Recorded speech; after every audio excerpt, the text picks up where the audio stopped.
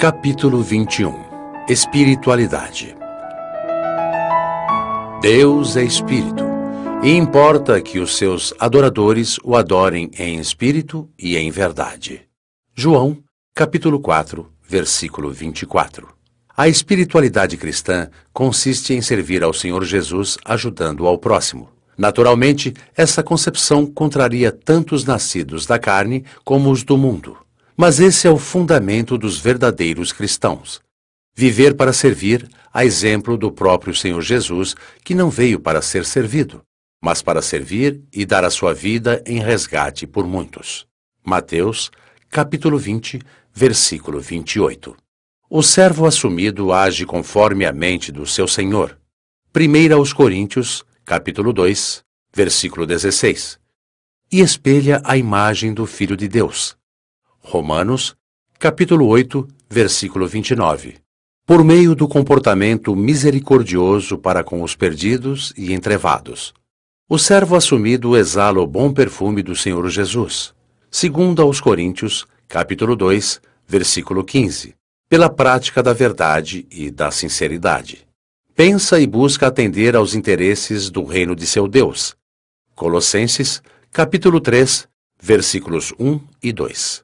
A concentração de esforço para o resgate dos escravos do pecado é o objetivo final do cristão espiritual.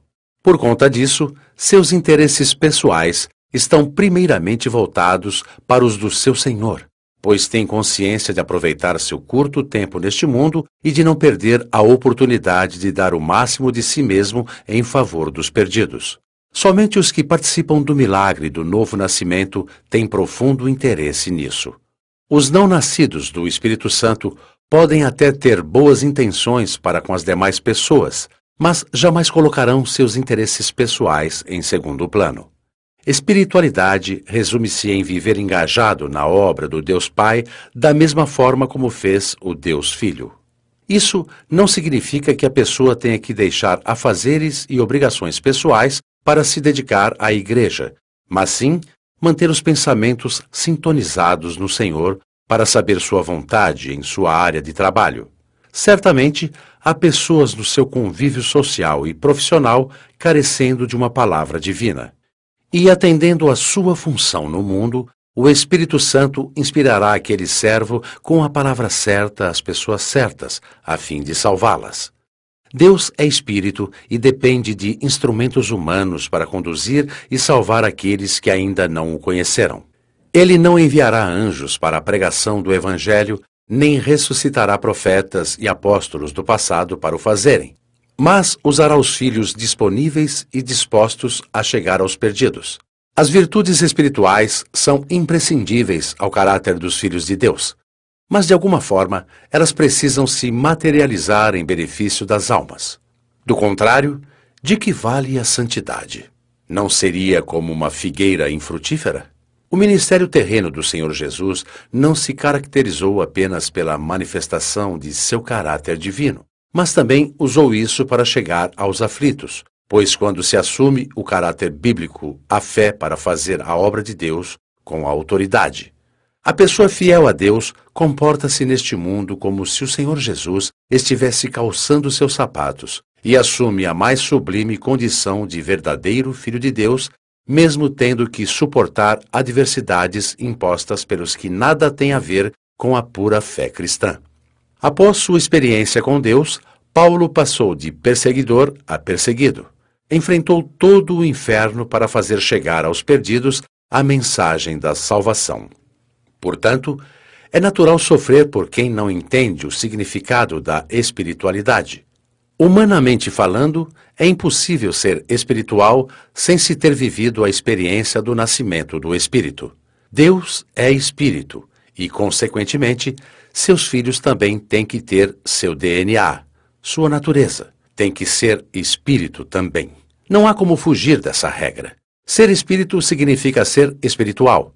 E também a diferença na prática da fé. Uma é a fé no exercício da espiritualidade e outra é a fé nas conquistas materiais. Há quem tenha fé para dar a outra face, andar a segunda milha, amar os inimigos e até orar pelos perseguidores.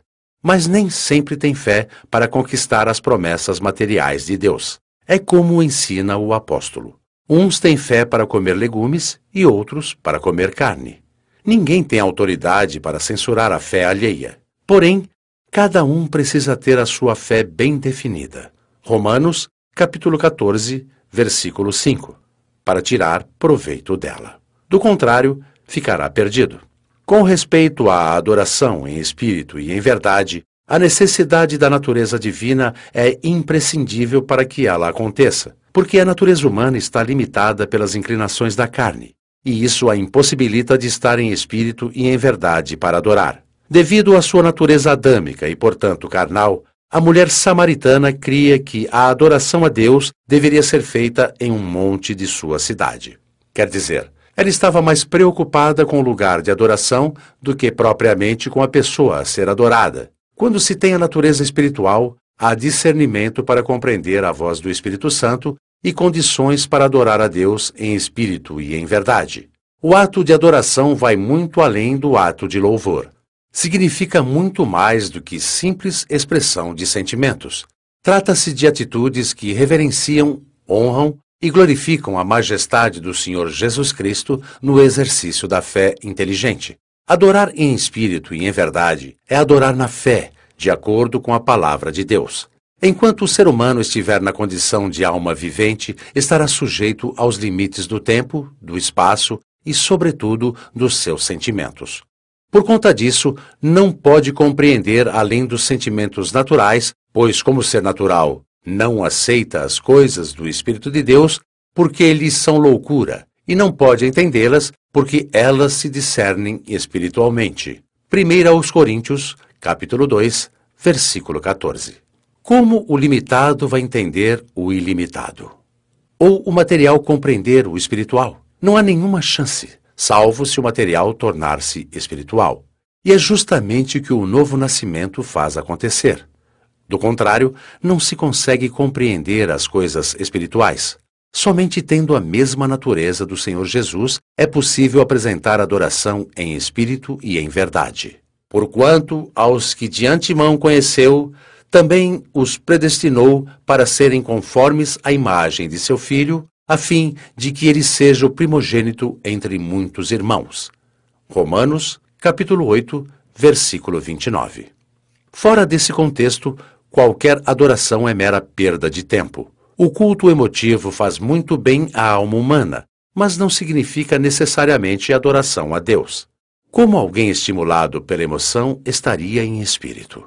Na expressão de louvor, pode até haver emoção, conforme o ensino de Tiago. Está alguém alegre? Cante louvores. Tiago, capítulo 5, versículo 13. A emoção do coração alegre conduz ao cântico de louvor. Mas na adoração, não. A adoração exige espírito, consciência, razão.